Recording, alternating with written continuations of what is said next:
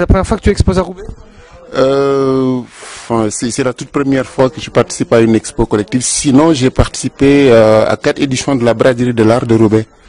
Ouais, donc tu connais déjà un peu la ville. Ouais, je connais, mais je suis souvent venu, mais pour des séjours très brefs de 2 jours où il fallait travailler tout le temps et donc voilà. Donc je connais pas mieux, mais donc je profite de ce séjour qui va être de 2 semaines pour mieux connaître et exposer plus. Ouais. Donc là, en fait, tu participes à une exposition collective dans le cadre de Afrique en ville. Alors, est-ce que tu peux un peu nous présenter les messages que tu veux faire passer à travers tes œuvres? Ben, j'ai pas d'a priori quand je peins, mais donc comme je suis un être en situation, forcément mes œuvres sont des réponses à des questions existentielles. Ouais. Et donc mon vécu, mes préoccupations rejaillissent dans tout ce que je fais.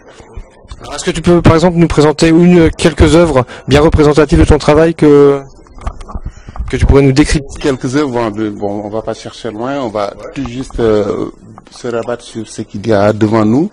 Donc là, c'est une œuvre qui est faite sur un support qui est assez particulier, un support que j'aime bien. C'est du papier photo exposé et révélé. Donc c'est un support qui est un déchet de labo photo. C'est un support tout à fait noir que je traite par grattage et pour imprimer les formes que j'ai envie d'y imprimer et comme vous le voyez, le rendu est très lumineux. On part d'une surface toute noire et on arrive à des formes, à une lumière qui est presque éblouissante. Et donc voilà, et sur l'œuvre à proprement parler, on voit que il y a des formes qui sont imprimées, il y a une écriture qui est presque automatique parce que loin du pays, forcément, on a des moments de solitude et à l'occasion, on n'hésite pas à écrire tout ce qui nous passe par la tête et voilà. C'est super joli en tout cas. Ouais, parfois même je n'arrive pas à me relire, mais bon.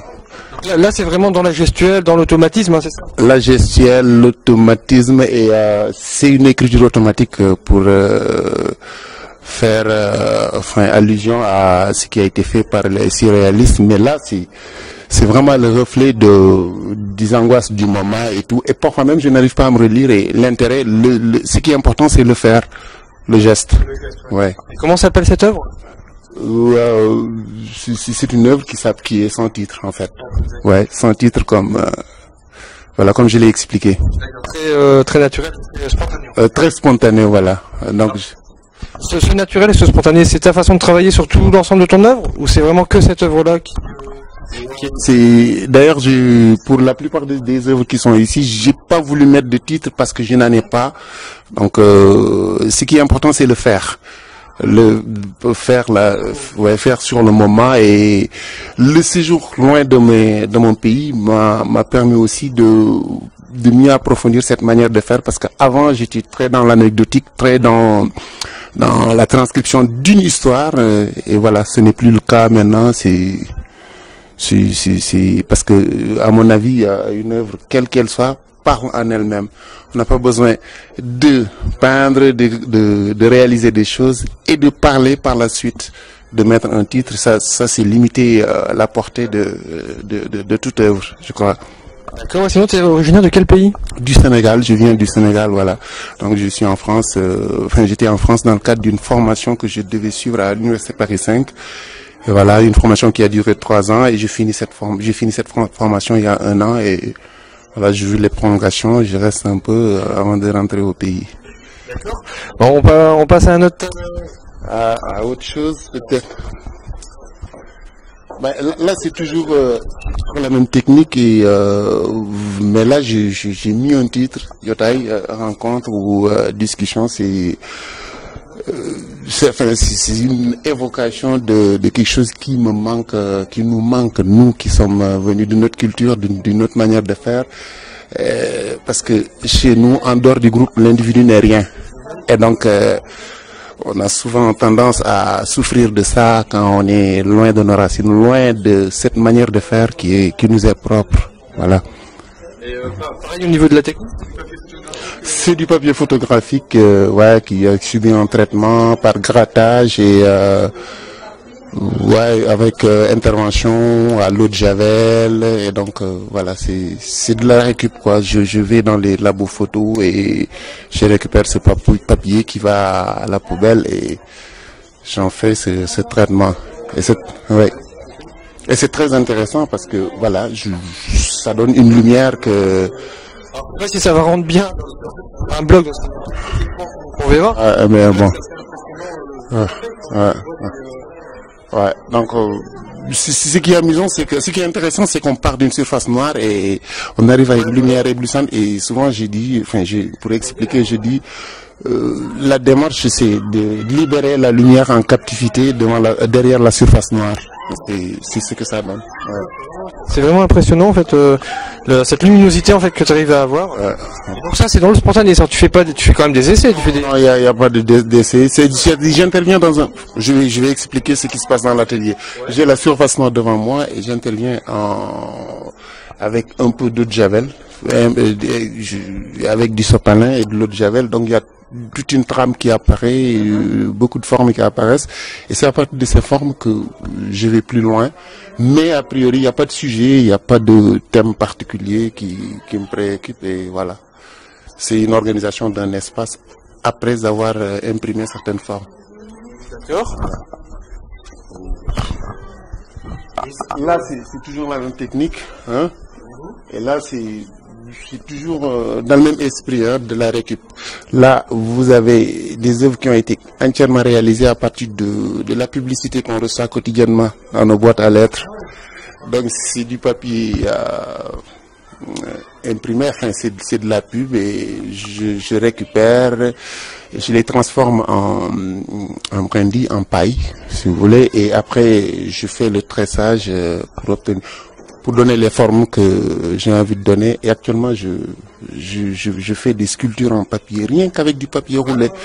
Et comme c'est de la récup, c'est du gratuit, et c'est des supports qui sont mornés en général, parce que on nous envoie de la publicité et souvent on les récupère directement à la poubelle. Moi, j'en ai trouvé une autre utilisation, et c'est celle-là qui me permet d'obtenir tout ça. Tu rends immortel en fait des documents qui sont censés morner. Enfin, qui sont mornés dans la pratique. C'est des documents qu'on ne lit même plus. Alors moi, j'ai eu l'idée depuis quelques années, je travaille. Depuis que je suis dans ce pays, je travaille beaucoup dans la récup, parce que je suis originaire d'un pays, d'une société de pénurie. Tout manque. Et quand on arrive dans ce pays, on se promène dans les rues, on voit des poubelles chargées, on a beaucoup de mal à le comprendre. Je prends un exemple banal, tu prends une bouteille, elle est systématiquement réutilisée chez nous, consignée ou pas. Et donc on jette une bouteille, c'est parce qu'elle est cassée. Mais ici, tu vois dans les poubelles, il y a des bacs spécialement prévus pour la bouteille, pour le verre et tout, et donc ça m'a tout de suite donné envie de ne plus acheter de la toile, parce que avant je travaillais sur support toile, donc j'achetais spécialement dans des boutiques spécialisées, et là depuis un certain temps c'est fini cette histoire. Tout le temps je suis dans la récup et je suis jamais à court de matériel. Et à part ce côté on va dire de récupération que tu as de la France, quelles autres idées t'invoque la France? Quelles autres idées? Oh, enfin, les idées, elles sont nombreuses, mais parce que j'ai été amené à mettre des titres, il n'y a qu'à parcourir les titres qui sont là pour comprendre la réflexion que m'inspire ce pays, que le vécu dans ce pays. Là, je dis Jotaï, ça évoque le groupe, parce que chez nous, en dehors du groupe, l'individu est presque inexistant, et donc il y a manque. Du coup, ça rejaillit dans mes titres. Ouais, là, j'ai mis Quai Branly, masque en papier, publicité éphémère, mornée. Quai Branly, c'est une évocation. Je suis en train de titiller toute cette publicité tapageuse qui a été faite à propos de l'immigration de ce musée, de ces œuvres d'art, de ces œuvres de l'esprit des Africains qui sont élus et placés dans un endroit avec tous les égards qu'il faut, et un autre élément de l'actualité française qui concerne la lutte, en tout cas le statut des étrangers dans ce pays. Donc je vous laisse continuer la réflexion à ce propos. Donc c'est Kemali. En tout cas, c'est super. Et le fait que tu nous l'expliques, ça apporte une autre vision de ton... Ouais, là c'est un autre aspect. En dehors de l'aspect purement plastique, purement visuel, c'est qu'il y a derrière, en général, derrière ces œuvres, l'idée qui est derrière, quoi. Ouais, on n'est pas prisonnier de ces idées ou de la technique, mais on laisse aller les choses, on laisse venir les choses, et voilà, forcément ça rejaillit, et ça, c'est très évocateur pour nous. En tout cas, pour celui qui crée en général, c'est souvent le cas. Bon, là aussi, pour rester dans cette histoire du titre, rêve de mixité. Rêve de mixité ou métissage. Métissage à moi, mes envies. Voilà. Donc, là aussi, je vais pas développer parce que j'ai pas envie de faire de pléonasme non plus. Tu peux, il n'y a pas de problème. On est un blog libre. Mais justement, c'est des thèmes qui sont toujours d'actualité. On en parle beaucoup. Je crois que si il y avait des choses qui étaient faites en plus du discours qui est toujours là, parce que à propos du discours, je crois que tout a été déjà dit.